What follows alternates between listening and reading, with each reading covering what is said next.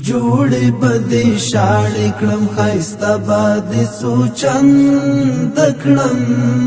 راپورتاژ سفر محترم ملا عبدالغنی برادر آخوند به کشور ازبکستان.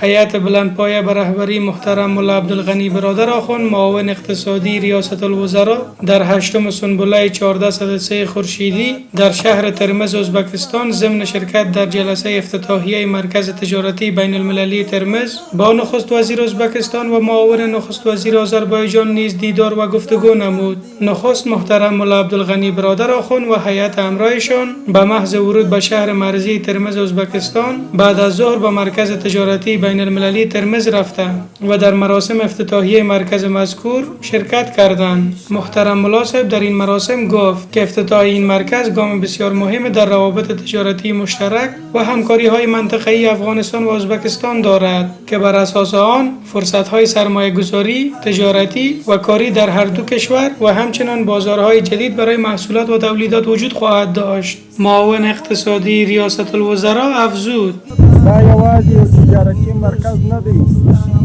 بلکې د دواړو هیوادونو ترمنځ د دوستۍ، همکارۍ او شراکت یو نوی فصل دی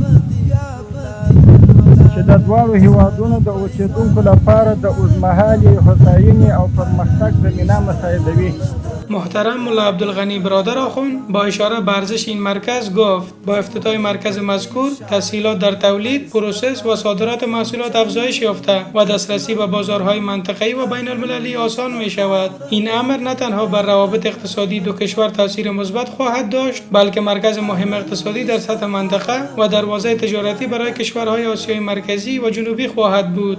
همچنان این مرکز تجارتی باعث تقویت همکاری‌های مشترک دو کشور در زمینه تکنولوژی و نوآوری خواهد شد. با گفته محترم ملا صاحب دا مرکز به افغان او ازبک سوداګرو ته د سوداګرۍ په برخه کې اړینې اسانتیاوې او فرصتونه رامنځته کړي، څو د خپلو محصولات او تولیداتو د خرڅلاو لپاره مناسب بازارونه ومومي او د سیمې په اقتصادي پرمختګ کې فعاله ونډه واخلي. همچنان محترم ملا عبدالغنی برادر آخوند معاون اقتصادی ریاست الوزراء در هشتم سنبله سال جاری با معاون نخست وزیر آذربایجان در حاشیه مراسم افتتاحیه مرکز تجارتی بین المللی ترمز ملاقات نمود. معاون اقتصادی ریاست الوزراء در این دیدار ضمن قدردانی از افتتاح سفارت این کشور در کابل از دولت و سکتور خصوصی آذربایجانی خواست تا از فرصت‌های ایجاد شده در زمینه‌های سرمایه‌گذاری در افغانستان در بخش‌های مختلف سرمایه‌گذاری نمایند. معاون نخست وزیر آذربایجان در جریان سخنان خود گفت که کشورش آمادگی دارد تا مسیر راه لاجورد را به منظور گسترش روابط تجارتی خود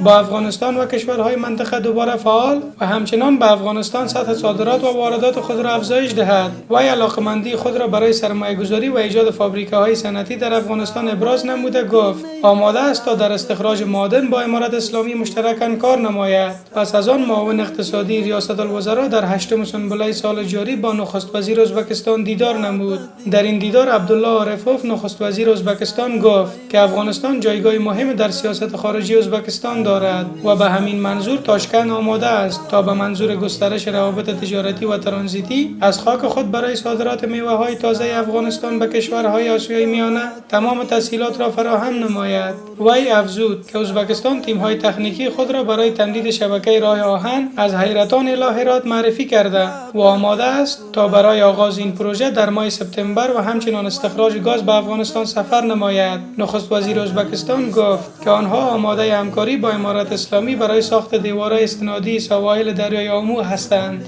محترم ملا عبدالغنی برادر آخوند در دیدار با نخست وزیر ازبکستان گفت که امارت اسلامی برای آغاز عملی همه اموری که به گفته وی نقش سازنده در افزایش و تحکیم روابط بین دو کشور بازی می‌کند آماده هستند. معاون اقتصادی ریاست الوزراء پس از بازگشت از ازبکستان به تاریخ 8 سنبله از سربند کانال خوشتیپه در ولایت بلخ بازدید نمود. محترم ملا صاحب از زحمات شرکت انکشاف ملی در ساخت سربند این کانال ملی قدردانی نمود و به کارکنان این شرکت دستور داد تا کارهای سربند و کانال را با دقت کامل و در موعد معین به پایان برسانند. معاون اقتصادی ریاست الوزراء کانال خوشتیپه را در بخش زراعت و مدیریت آب محب خوانده گفت امارت اسلامی متحد است تا کارهای کانال مذکور را به وقت معین به پای اکمال برساند. محترم ملا عبدالغنی برادر آخوند معاون اقتصادی ریاست الوزراء پس از سفر رسمی یک روزه به ازبکستان و بازدید از کارهای سربند کانال خوشتیپه در ولایت بلخ شام روز پنجشنبه به کابل بازگشت. هر الویشت خاور بدی بیا ډکه له خوند